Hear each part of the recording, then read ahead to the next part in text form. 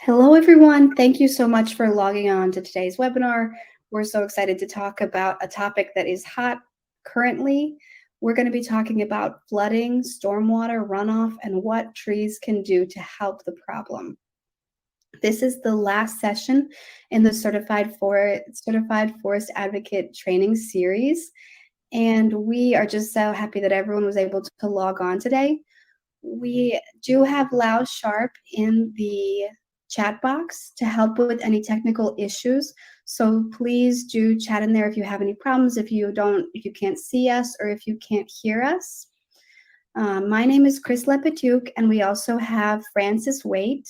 We're both going to be talking today on today's webinar.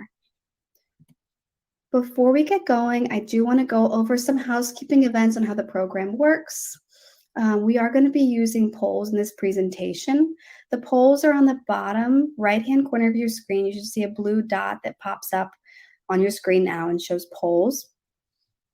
Please, when we say so, click on that poll button and answer the questions. Answering these poll questions really helps us understand what's useful to you, what's not useful to you, and what other kinds of programming you would like to see.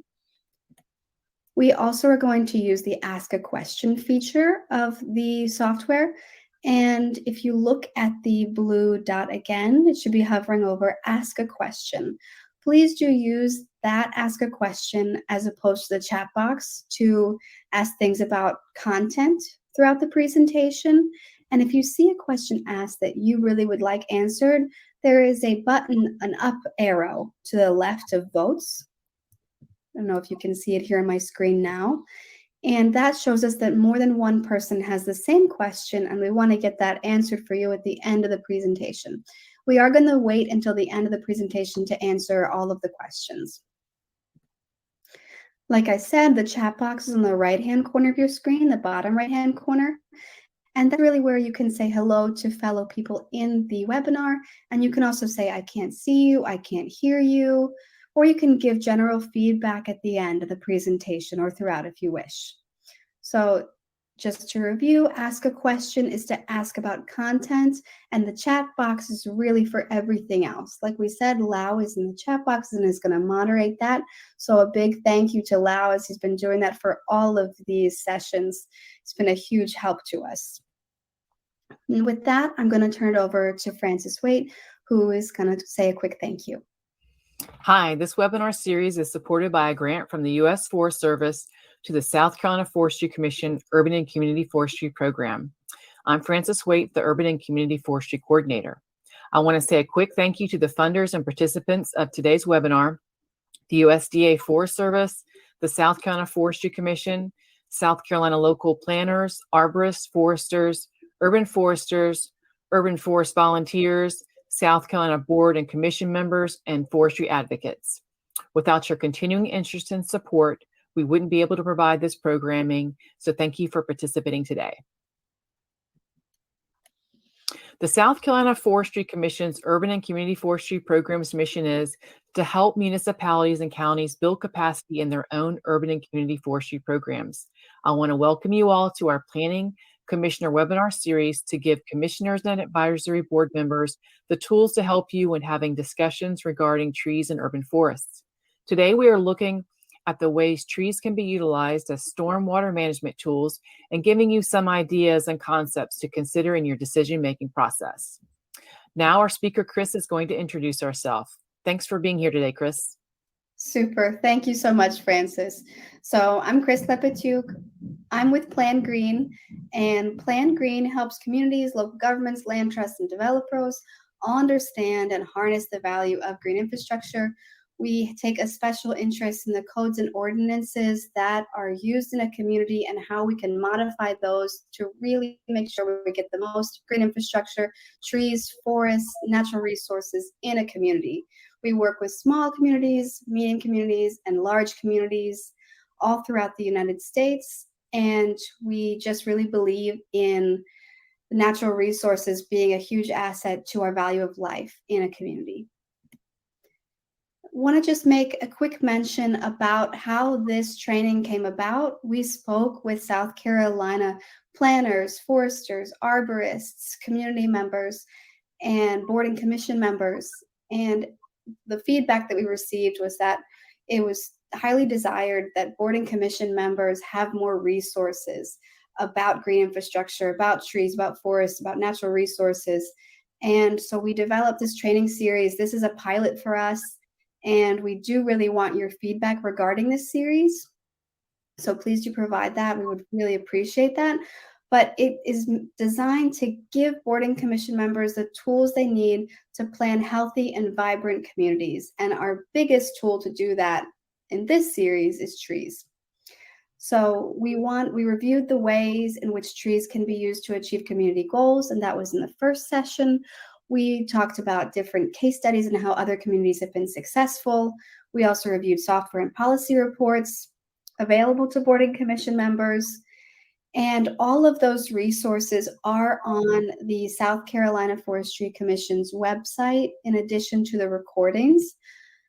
I also want to make it clear that this session and the previous sessions, if you attend live and if you attended live, you're eligible to receive planning commissioner credits, board and commission member credits. Those are the SCPEAC credits. There's been a little bit of confusion about those, but that's the crediting agency.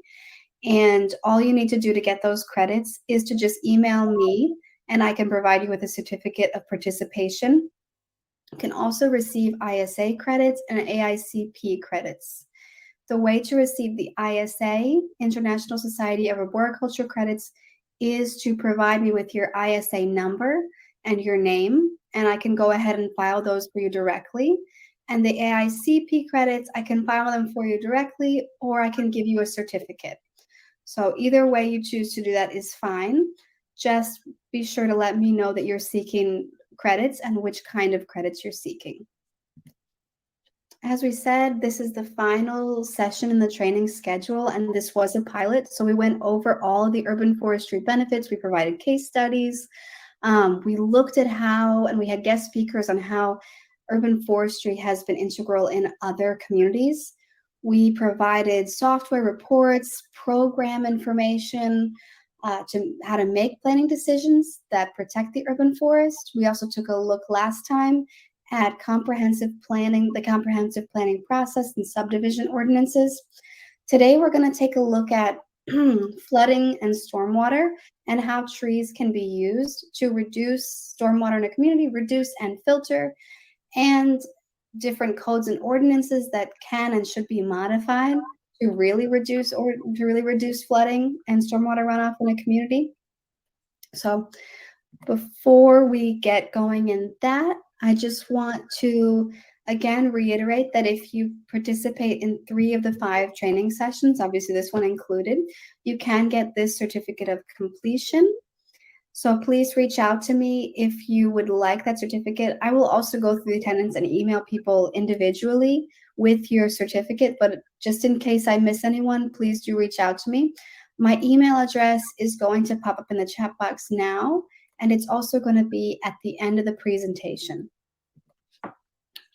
You might be wondering, okay, this is the last session, but what's next? So next calendar year, we're going to have another shorter series. And during this one, we're really going to be focusing on recovery. I know we've all been thinking a lot about pandemic and budgets, and urban forestry is typically one of the first things that gets cut in a community. So we really want to look at how we can keep an urban forestry program going, even among budget cuts and funding shortages, etc. So I hope everyone's looking forward to that. I know we are. And now we're going to just take a look at a couple of resources that SCFC has developed. Thanks, Chris. The Forestry Commission has some opportunities for municipal and county employees in South Carolina. We have a scholarship program that will pay for registration for webinars, conferences, and workshops that offer ISA certified arborist continuing education credits.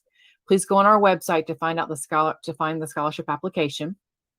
We also have links to organizations that offer ISA certified arborist continuing education credits, like Trees SC, for example, on our website.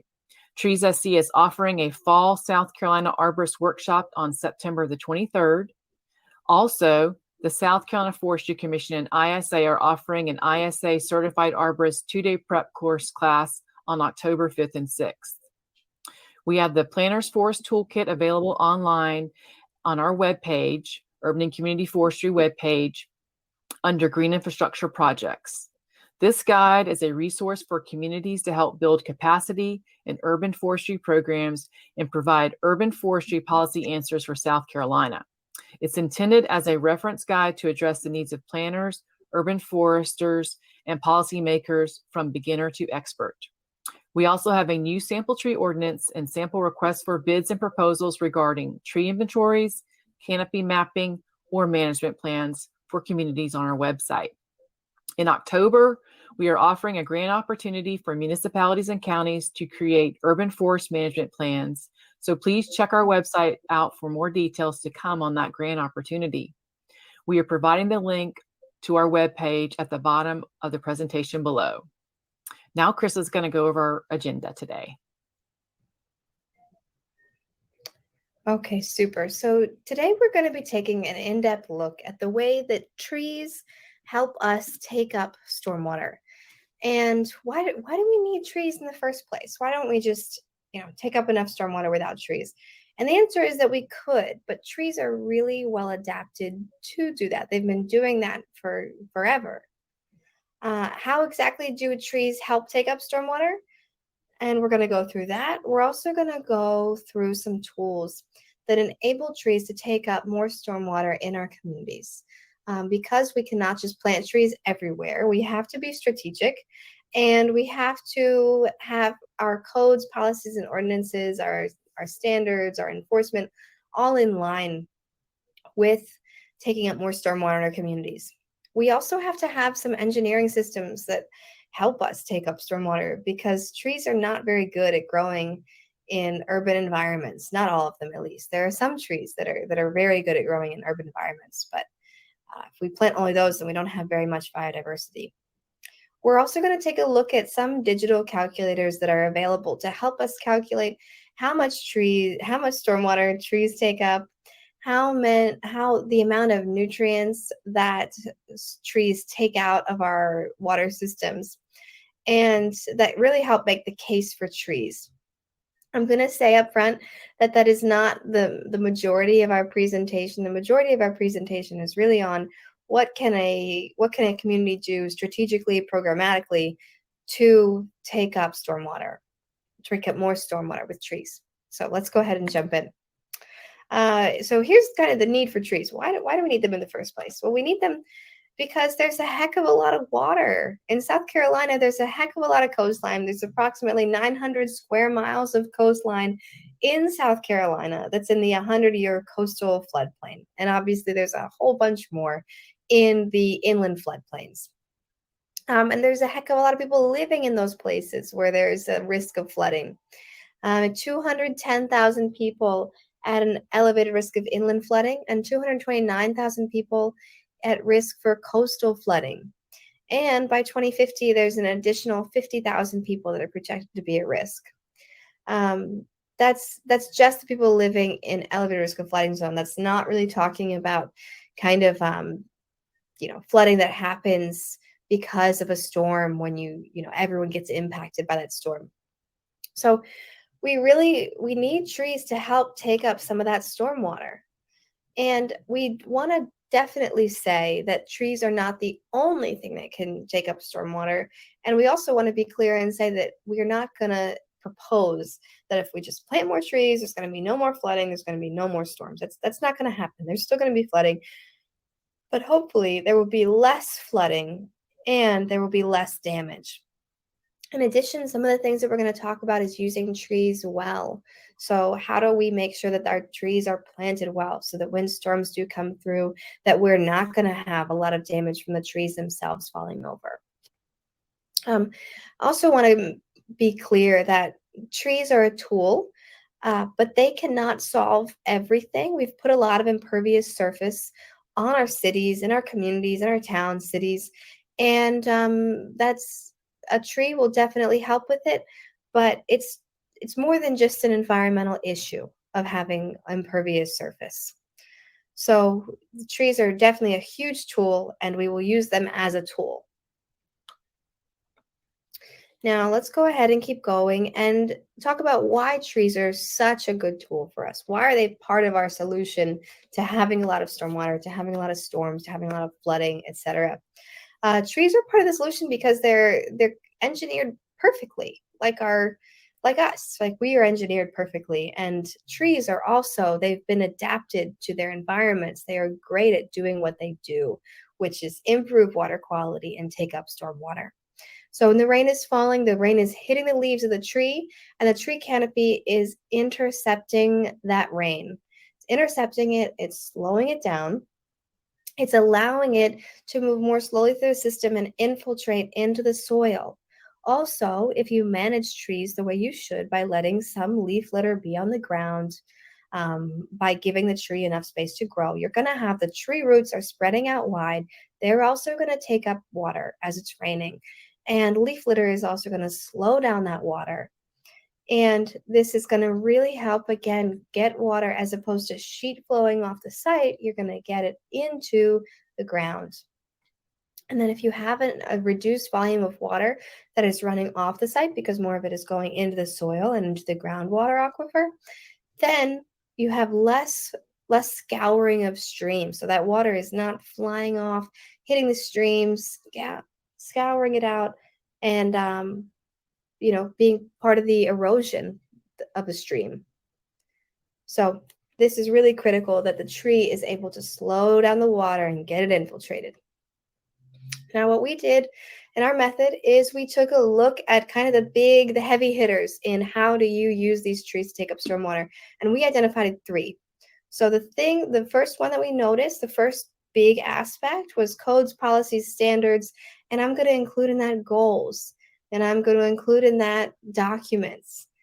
We really want to be sure that we're looking at all the written stuff in a community and being sure that all of that points to more trees and those trees being able to effectively take up stormwater.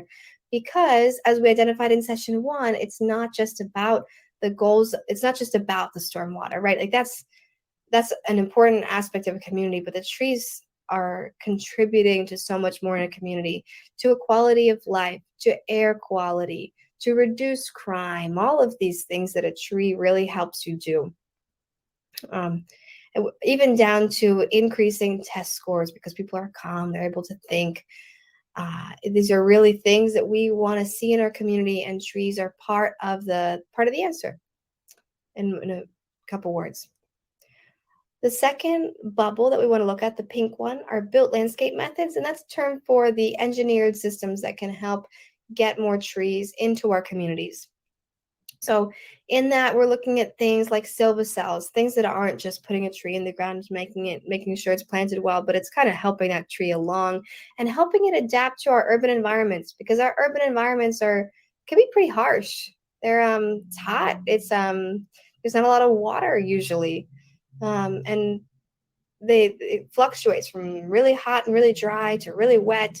So we want to be sure that we are using our tools to help the trees survive in our environment so that we can benefit from them. Third, we're looking at the blue bubble, and that's the uptake calculation. So that's a look at what are some of the calculation tools that identify how much stormwater is being taken up by the trees in terms of a number format, and also the amount of nutrients that are being taken up by the trees in a number format. Again, I want to stress that this is more of a proof is in the pudding kind of aspect of this. We know that the trees work, but this is a method that shows in a numeric format how much they work. Okay, so we're going to go ahead and get started with our content. And first, what we're going to talk about is planting standards. Planting standards is kind of boring, right? It's not very sexy, but it's the crux of everything. If you're not planting the trees so that they survive, then you're not doing very much to allow trees to take up stormwater. So the tree needs to have sufficient soil volume. It needs to have space to grow. The roots need to be able to stretch out. If the roots themselves are proportional to the canopy, which they are, then we need to give the roots enough space to grow so that the canopy can also grow and shade us so that we can eat our ice cream under the canopy. And I want to say this is especially important in communities that have frequent storms, that have frequent high winds, because if you don't have enough soil volume, if you don't allow those roots to stretch, you're going to have those trees falling over more often just because they don't have a lot to hold on to. Their bases are really wobbly and weak.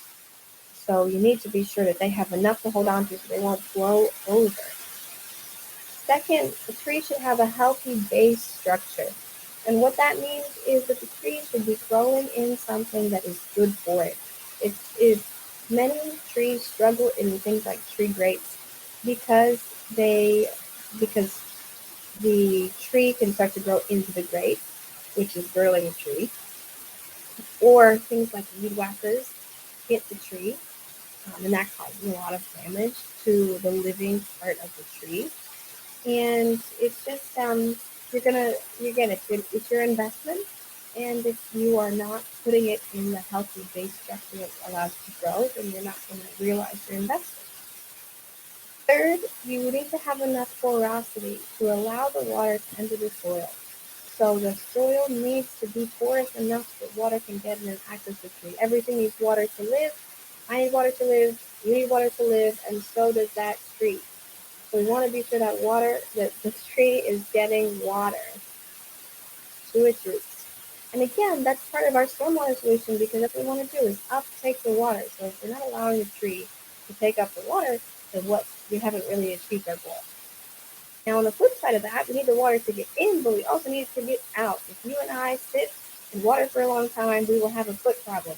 And if the tree is sitting in water for a long time, it's also going to have a foot problem, otherwise known as a root problem. So we need to allow that water to drain out from the base of that tree and into the aquifer, into the groundwater aquifer, which is what we keep talking about. We want to get that water back into the ground.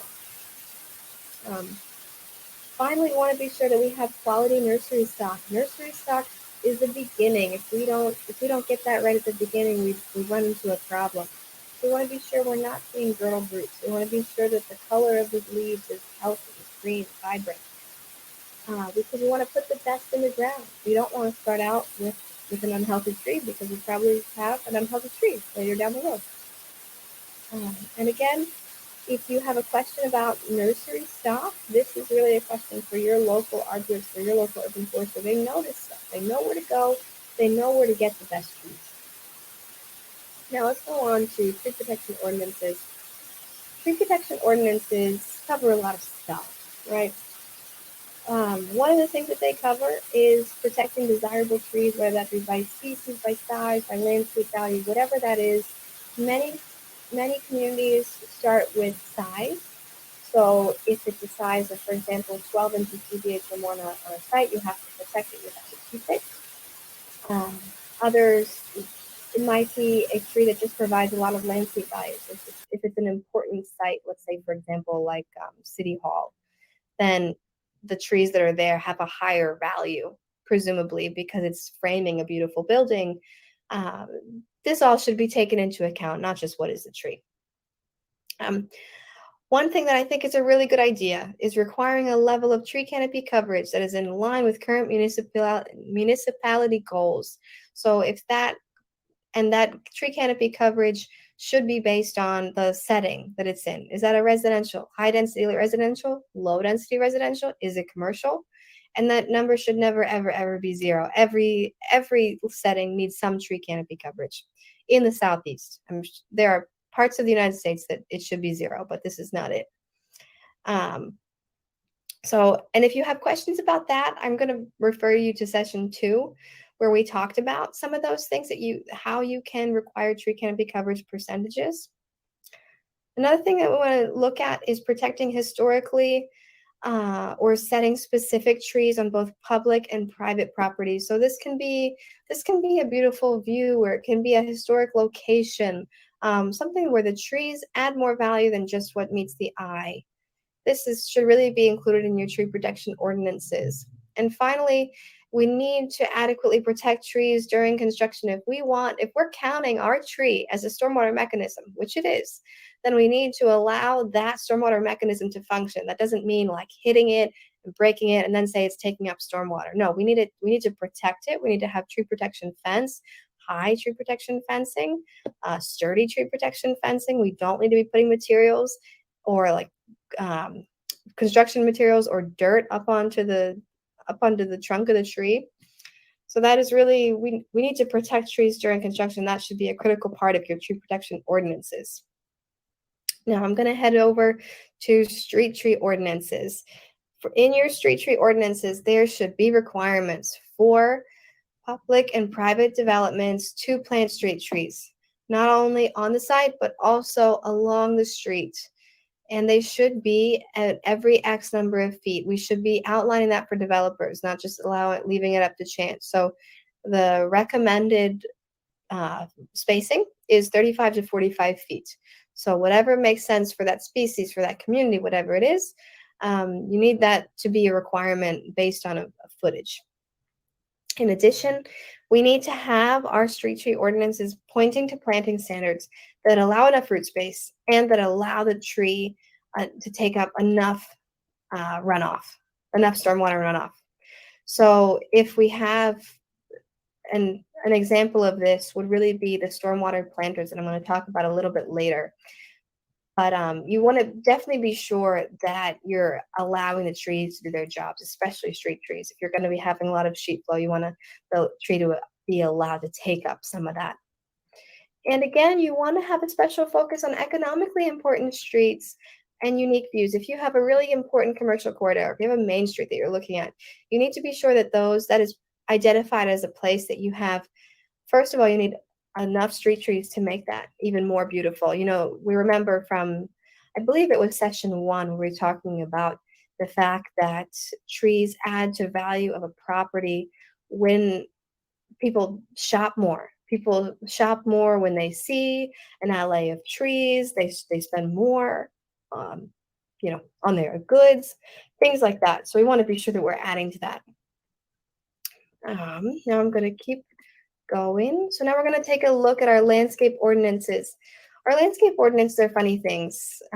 We need to be sure that we're first specifying enough trees in our landscapes, that we're not just specifying, you know, kind of more landscape labeled trees that don't take up a lot of stormwater. We want to be sure that we're specifying those deep-rooted native species that can really do the job.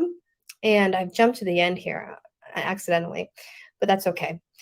Sometimes those deep-rooted species are identified as weeds in a landscape ordinance. So you want to be sure that you have an urban forester and arborist take a look at your ordinances and make sure that that's not the case with your ordinance, that you're really getting these species that are adapted to your environment and that are adapted to taking up the greatest amount of stormwater. You also want to be sure that the species are appropriate and are adequately sized. So this gets to the review process. You want to have good instructions in your landscape ordinance and good instructions laid out for developers, but you also want to be sure that urban foresters and arborists are reviewing plans. They need to be a part of the team and not just at the end. They need to be at the beginning. They need to be part of the team that says, okay, I see the site, you're trying to protect this, let's say, 30-inch DBH white oak, and we need to do it this way. And then let's say that if that white oak has to be removed, this is a different scenario, then you need to be sure that they are specifying replacement plants that make sense and that take up and that are allowed to take up enough stormwater over time to replace the stormwater value of that large tree. So they really need to be in the room from the beginning always when you're looking at a landscape ordinance. In addition, we need to be sure that the trees are in the right place. And this gets back to urban foresters and arborists being in the room. If you are living in a location or if you're planting in a location where there's salt spray, you need to have salt tolerant species. If we're planting in a location that's constantly wet and then dry and then wet and then dry, which is very common, we're using trees for stormwater because we're putting them in holes basically to take up stormwater. And so they become very, very wet and they become very, very dry. and they need to be able to tolerate that and to grow and thrive in those conditions, which many, many species do. They've adapted to that function. So we need to tap into their adaptation and use that to take up more stormwater. You also want to tie this ordinance to Green Street initiatives. So if you have a Green Street initiatives for a specific street, you want to be sure that trees are a part of that, and that if it's even specific species are a part of that, whatever it is that your community is working on, tie the trees in, always tie them in. And we talked about weeds ordinance, which is great. Now I'm going to move on to a buffer ordinance. So in this setting, we're talking about buffer ordinances with regards to streams, rivers, etc. And we need to be sure that we are buffering our streams and rivers. This is so important. Number one, this is low-hanging fruit. There's a lot of need for buffering these waterways and a lot of support for it. So what is the support? Well, first, that those trees are taking out the nutrients that are causing fish kills, algae blooms, etc. So if we can get as many trees in a thick, solid buffer along our streams as possible, we're doing a lot for stormwater in that case. And what kind of a buffer should we have? So we need at least 100 feet on perennial streams. When we say perennial streams, that means a stream that is there all the time, and obviously on a river as well. And at least 50 feet on intermittent and ephemeral streams. So that we're more in an inland setting, and this is if the stream kind of comes and goes based on how much water is around. So if it's very dry, it might be just kind of like a channel, a dry channel. But if it's very wet, then you will see the water flowing there. And this is also really critical. Buffer widths have to increase as the adjacent slope increases. They have to increase if you are in a floodplain, and they have to increase if there's a seep, if there's a spring, if there's a wetland. We need to really be protecting those because that's going into our groundwater. With regards to seeps and springs and things like that, we really need to be sure that we are getting those nutrients out that we don't want into our water.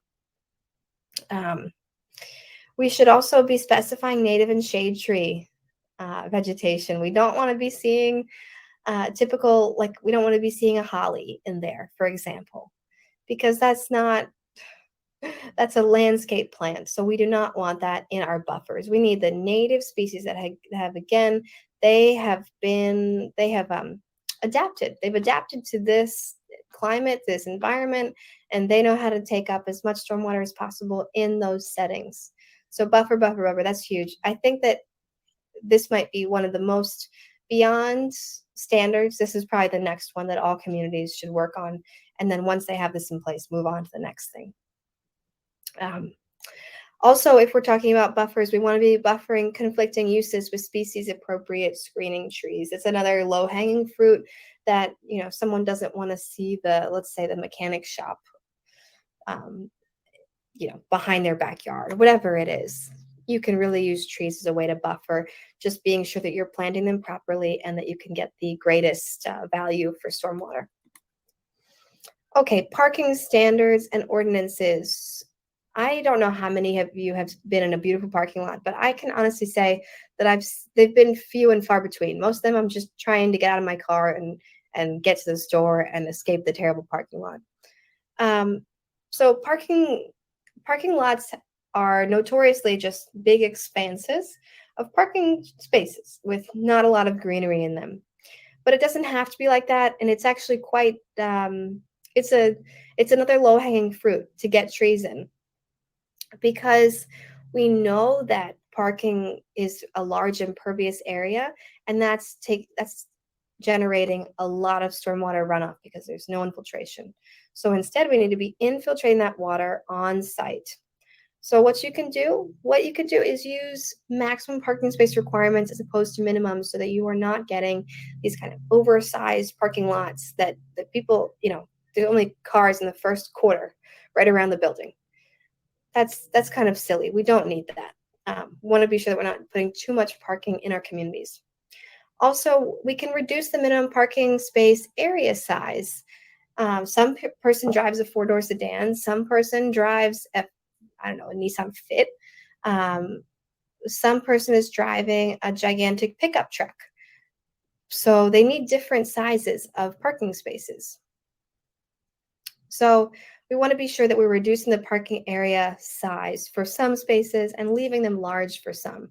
And you can mark those in your parking lot. A way that you can get developers to work with you on this is to submit 4 parking layouts and include one-way horizontal layouts with at least one of them.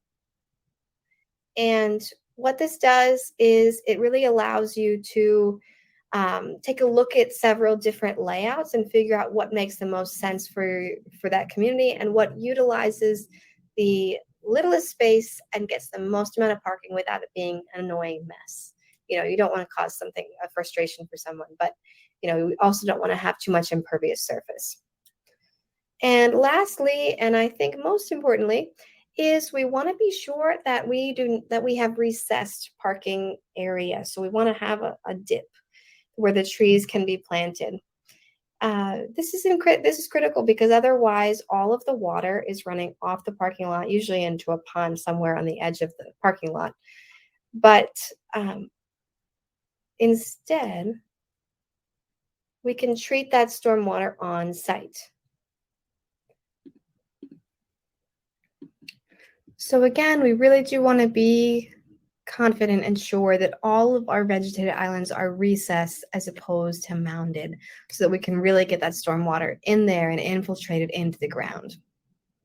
Now we're going to go ahead and go to urban and community forest goals. So this is, again, kind of a funny one. It's not an ordinance, but it's really an important force for getting what we want achieved in a community. And it should be based on up-to-date urban forestry mapping. And with that, I do not mean that you need to hire a very expensive consultant to get this done. I mean that this can be based on just iTree mapping. And if that's the best guess you have at the time, then that is fine. That will get the job done. But you do need to be sure that whatever urban forest canopy coverage you have currently, that when you're making a goal for your canopy coverage of what you want, then it is realistic. We need to be sure that it's not just we're at 15% and we'd like to be at 25% next year. That's not going to happen. And a critical part of this goal making is involving the public, is involving the community. And if you're developing a goal that is not realistic and you've just involved all these people in this process, then there's going to be a feeling of failure if you didn't succeed in achieving the goal by the time that you set out to achieve it by. And by the same token, you really should have benchmarks and strategies to achieve the goal. It can't just be a goal that you've said, hey, we're going to do this, and there's nothing else. You should really be working on the messaging. You should be really working on how you can involve different groups. For example, can you get the Boy Scouts to do this? Can you get the Girl Scouts to do this? Can you get the Rotary Club to plant X number of trees or pay for purchasing X number of trees? If you make this a very public event, then what you're going to do is you're going to have very public support. And when you have a lot of people helping out, it makes the job a heck of a lot easier. So that's what you definitely want. The goals should be discussed in green infrastructure plans if you have them, and if you don't, that's okay. It should be discussed in comprehensive plans. You want to be sure that this is discussed in as many places as possible. Also, during your reporting, you need to be if you're reporting your stormwater nutrients or your stormwater volumes, you need to be including that this is one of the things you're doing to work on reducing your stormwater, and that's critical. One of the next thing, and this is often thought of as the first thing that communities go to, which is having a stormwater BMP, and it's critical. It's one of the things you have to do, but it's not one of the first things you must do. And I say that because it's tricky and it can become controversial. I'll just go through the information I have and I will discuss more about how this can be carried out. So stormwater BMPs happen in typically 3 ways. They're either counted as impervious reduction, meaning that if you're developing a site, you have X amount of impervious surface on the site, and you say, wait, but I'm planting trees or I'm preserving these trees. And in that way, they count as less impervious surface. So that's an impervious reduction credit. The second kind of credit is a volume credit. And in that credit, what happens is you get X number of volume of stormwater that is counted for when you have X number of trees, or X dBH of trees. And the last one is nutrient reduction. That's typically nitrogen, phosphorus. When you need to account for the nitrogen and phosphorus in your municipality, running off your site, etc., trees obviously are part of the solution with that. So the trees can take a credit for reducing that nitrogen and phosphorus. Now, the top of this is showing you the different cities that have an impervious credit, and this is obviously just a smattering, kind of an example of different cities that do this. You see that this is, we have California, we have Oregon, Indianapolis, Philadelphia. This is a variety of cities and states across the country. And these cities and states chose to take an impervious credit reduction of 100 square feet per tree. Pine Lake, Georgia did it a little bit differently. They did a volume reduction, 10 gallons per inch if the tree's dBH is less than 12, and 20 gallons per inch if the dBH is 12 or more. So that's a little bit of a different way to do it. This really ties into the calculator bit. How do you know how much stormwater trees in your community are taking up? And it's based on community by community, because it depends on what kinds of trees there are, and based on what is your soil type.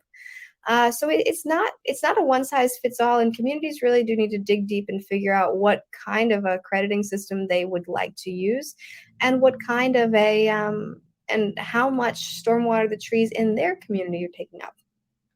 So this is tricky, and like I said, this is kind of one of the first things communities go to. But the approach that we've taken here is that, if trees are taking up stormwater, then they're taking up stormwater.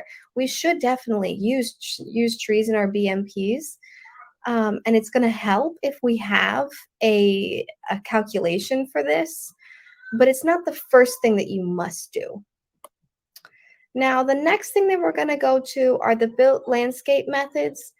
And the built landscape methods that we're talking about are really engineering standards. They're engineering systems of ways of getting trees into our urban spaces. Our urban spaces are pretty harsh.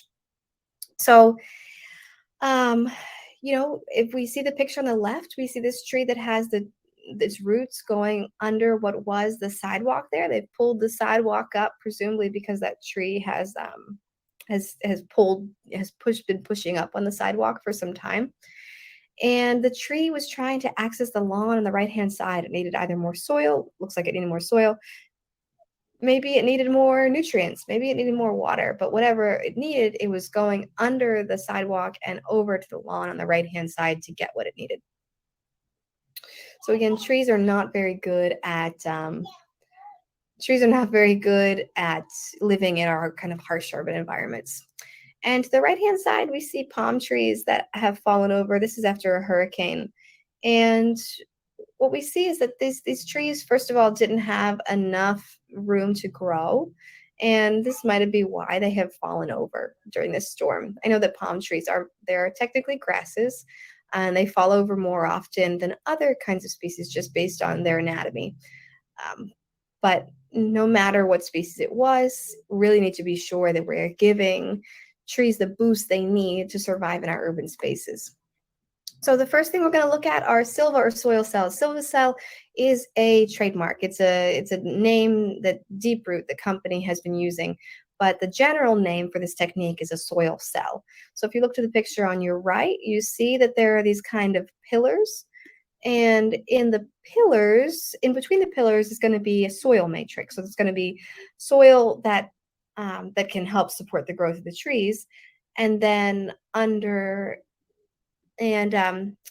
the little pillars can support the weight of the sidewalk, of the people, light equipment, things like that you can get support in those spaces. And this location is actually in New York. This is the New York Metropolitan Museum of Art, and the plaza was up for a redesign. And what they really wanted was to get large canopy trees. So in order to get those large canopy trees, they used these SILVA or these soil cells And these trees are able to grow much larger because they have a lot more root area. They have a lot more area for the roots to go into.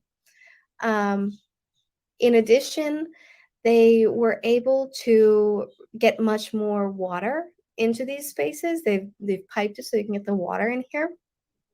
And what is interesting is that the engineers that were working on this are estimating that the canopy coverage on the site is going to reduce the temperature of the paved area by 25%, which obviously is great for maintenance. You have much less cracking, etc.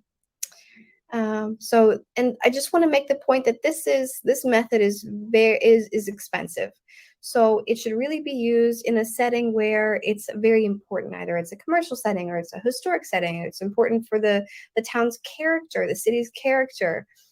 This isn't something that you do just on, down every single street, because it's very, very expensive. But it's a proven method that helps trees grow to the size that is healthy for them and that provides a lot of canopy for us. The next thing I want to look at are structural soils. Structural soils are kind of funny things. So there's you see these blocky masses here.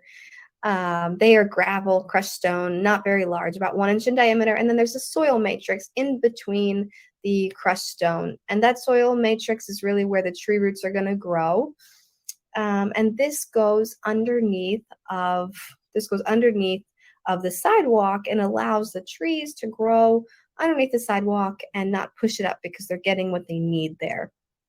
So it's built to withstand the pavement load, so people, again, they can walk on it, light equipment, things like that, and it accommodates the tree's growth. Now, there's a couple of things that have been coming out about structural soils, and I feel like it's prudent to mention them in this presentation. So the first thing that we need to know about structural soils is that they are not easy to grow in. A tree that grows well in structural soils is an urban tolerant tree. It can handle not a lot of water. It can handle these kind of harsh conditions. And your local arborist, your local urban forester is going to be able to tell you which trees those are in your locality. The kind of second caveat is that trees may grow well for a short period of time, and then the growth may slow or decline. This is coming out as we're seeing these structural soils used more and more, and for over long periods of time. The thought is that there's not enough soil matrix, that there's not a lot of soil that these trees can actually spread out into and gain nutrients from. And I'm not saying that this is a bad method. It's not bad, but you have to understand that these trees might look like they're doing great, and they might begin to decline. The next thing we're going to talk about are stormwater tree pits. Stormwater tree pits, and an example of them, if you are familiar with these stormwater methods, are the Filterra pits. That's kind of the trademark name of one of them. But I think these are great. What they do is they provide a lot of root space, and they filter stormwater. They take up stormwater, and they filter nutrients and take out nutrients. And they come in prefab systems where it literally looks like a box, and you kind of put the tree in the box, you plant it in there, and the stormwater gets filtered through and then goes into the rest of the storm sewer when it's been finished filtering. They don't require a ton of space. They're relatively easy to install. They are not nearly as expensive as some of the other methods like the SILVA cells, and they have relatively low maintenance costs associated with them. So stormwater tree pits definitely should be utilized in your municipality as a BMP. And the next one that incorporates trees is permeable pavements. I don't know if you have seen these before, but it's a rubberized surface that's going around the bottom of the tree, and it's designed to let the water infiltrate through that kind of rubberized surface. The studies are showing that they are beneficial on sites with poorly draining soils, but studies are also showing that the soil isn't getting nearly as much moisture as was expected. So this is really a better method for a tree that does not require a ton of water, like more of a dry loving tree. But some water is been showing to infiltrate. So again, I'm not saying this isn't bad, but I'm saying this to to know which method you're using, which method you're promoting, and to make sure you're using one that is going to work in this location, in the location that you're proposing. Now, okay, so you might be wondering, okay, what about rain gardens? What about bioswales? What about all of these? Those are 1000% excellent. Now I'm going to just say a blanket statement and say, in your rain gardens, you should have trees. In your bioswales, you should have trees. In your forested bioswales, you should have trees. Trees take up stormwater no matter where they are. I think you should just be a little bit careful about the setting. For example, if it's a setting that you don't want to have a view blocked, then you shouldn't be using trees in that setting. But as much as you can, as much as makes sense, you should be incorporating trees into the other best management practices. I just wanted to highlight some of the ones that are designed specifically for trees and wood trees. Okay, the last thing I want to take a look at are uptake calculations and uptake calculators. And so here we are. There's a number of methods, recent methods, to try and take credit for trees. And I say take credit because we know that trees work, but we still need to prove it, basically.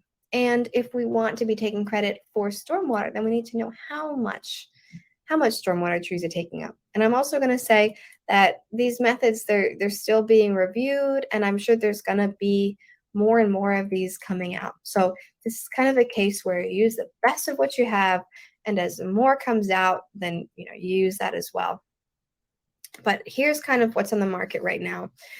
We have the Center for Watershed Protection's water model, which is one thing, a nutrient reduction model, which is another thing. The water model is typically used for stormwater credits. You're trying to figure out how much credit those trees are actually taking up for regards to stormwater volume on site.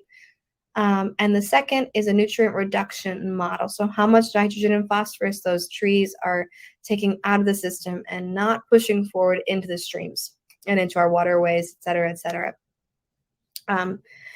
This one is an Excel spreadsheet. It's relatively easy to use. You enter your geographic location, and it pulls up design storms, and you're able to calculate how much water the trees are taking up.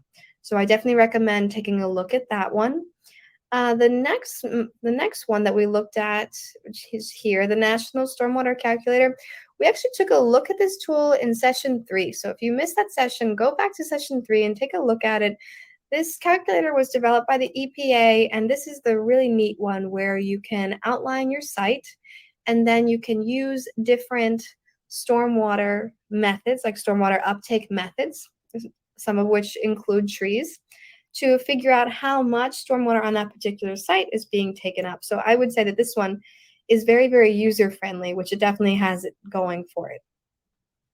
Everything is in a web app, and you can click, you can play with it. And again, if you're having trouble with it, or if you just need to know how to use it, please go to session 3, because we clicked through how to use that, and we did some scenarios with it. Next one is iTree Hydro, which I'm sure everyone's familiar with. It really is a hydrologic model. And it's pretty easy to use. I know that they are just updated it, so I would go and take a look at that and see what those updates are and how those might benefit your community to rerun your models. And the last one is the Green Infrastructure Center's stormwater model, and this is another Excel spreadsheet. And this one is based on TR55, which is it's an older engineering model, basically using curved numbers. A curved number is something that indicates to you how much how impervious a surface is. So asphalt is a high number, 99, and something that's very impervious, like a forest floor or something, is a much lower number. So it's based on mapping your community, and then you can figure out from that how much stormwater the trees are taking up. Caveat with this tool is that it is being used on a large scale. So you can figure out neighborhood by neighborhood how much trees are taking up, but it doesn't go down to the site scale, which is, I know that is a big point of development for, making that a more making that a tool that is more available for municipalities for daily use, as opposed to kind of the big impact number of the trees are taking up X amount of stormwater. But it can be used, like I said, on a neighborhood scale, on a county scale, those bigger blocks. So that's what we have for the calculators. What I'm going to put together by Friday, I'm going to email it out to everyone, is another little resource sheet like I've been doing that shows you more of how these calculators should be used, for which purposes, because I think that's really important. I don't want to gloss over that. But that's what we have for today. I just want to do a key takeaway. And the key takeaway from this session is that incorporating trees and forests into a community's stormwater management program is multifaceted. And what I really want to say is that communities should be strategic about which approach they take. So I think it would be extremely difficult to modify all of codes and ordinances, update the comprehensive plan to include stormwater and trees, and then at the same time develop new BMPs and calculate for every single site how much stormwater trees take up. That's way too much. I think that communities should be focusing on some really concrete ways that they can start this process and do that for 2 years, let's say, and then the next round of readiness, take it further, and then take it further, and then take it further, because the trees are working no matter what. As long as you are getting more trees in the ground and they are adequately planted and they are healthy, the trees are going to keep going, and you and I can just figure out how to muddle through as they're working. So I don't want this to be overwhelming. So I encourage you to just take it step by step by step. And finally, garnering public support is really a key to your success, and to really get the public to understand what's happening with stormwater. Where does it go? How do trees help that process? And what they can do to be part of the solution is really a great thing that you can do. So what I want to do now is I want to just hit this slide, questions and comments, and let people chime in. Please do type your questions in the ask a question section so that Lau can be pulling those forward. All right.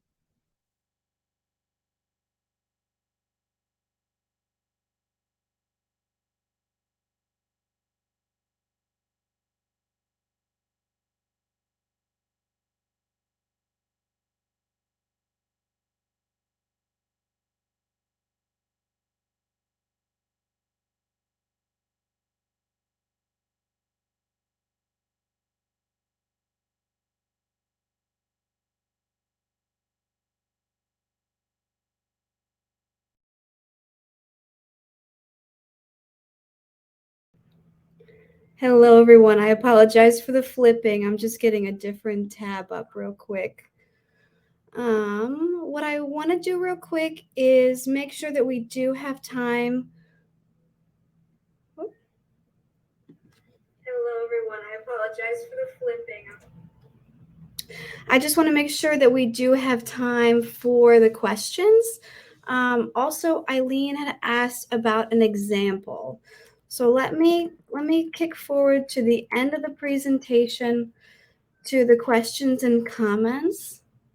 And then what I want to do is let Lau kick those questions to me. Just making sure everyone can hear me, correct? Yes, we can hear you.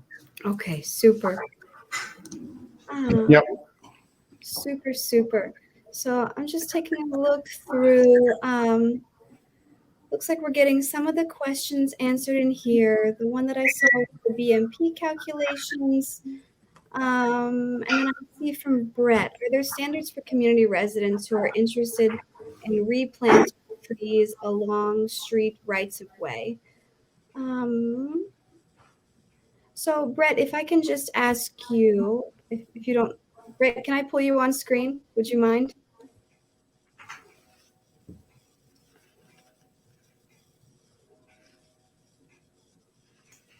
think we lost Brett somewhere.